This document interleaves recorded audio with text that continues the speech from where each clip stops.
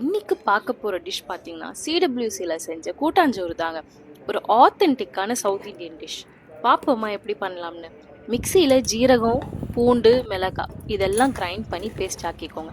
ஒரு கடாயில் தேங்காய் எண்ணெய் கொஞ்சம் ஆட் பண்ணிவிட்டு அதோட கீரின பச்சை மிளகா, சின்ன வெங்காயம் ஆட் பண்ணி வதக்கி தனியாக எடுத்து வச்சுக்கோங்க. அதே எண்ணெயில் முருங்கைக்கீரையும் வதக்கி தனியாக எடுத்து வச்சுக்கோங்க. இன்னொரு பாத்திரத்தில் 1.5 லிட்டர் தண்ணி ஊற்றி அதில் 50 கிராம் தோரம் பருப்பையும் வதக்கின வெங்காயம், பச்சை மிளகாயை ஆட் பண்ணிக்கோங்க. அப்புறமா பருப்பு வெந்ததும் 200 கிராம் புழுங்கல் அரிசியை ஆட் பண்ணிக்கோங்க. அரிசி கொஞ்சம் 70% வெந்ததும் எல்லா காய்கறிலையும் ஆட் பண்ணிவிட்டு அதோட காய் கொஞ்சம் வெந்ததும் மஞ்சத்தூள் 1/2 டீஸ்பூன் அரைச்ச பேஸ்ட்டை ஆட் பண்ணிக்கோங்க. உப்பு உங்கள் டேஸ்ட்டுக்கு ஏற்ற மாதிரி ஆட் பண்ணிக்கோங்க. கடைசியில் புளி தண்ணி, தேங்காய் துருவல், முருங்கைக்கீரையை ஆட் பண்ணிவிட்டு லாஸ்ட்டில் தாளிப்புக்கு கடுகு, வடையம், கருவேப்பிலை எல்லாம் எண்ணெயில் வதக்கிட்டு ஆட் பண்ணிக்கோங்க. சுவையான கூட்டாஞ்சோறு ரெடி. உங்களுக்கு இந்த வீடியோ பிடிச்சிருந்தா மறக்காமல் லைக் அண்ட் சப்ஸ்கிரைப் பண்ணுங்கள்.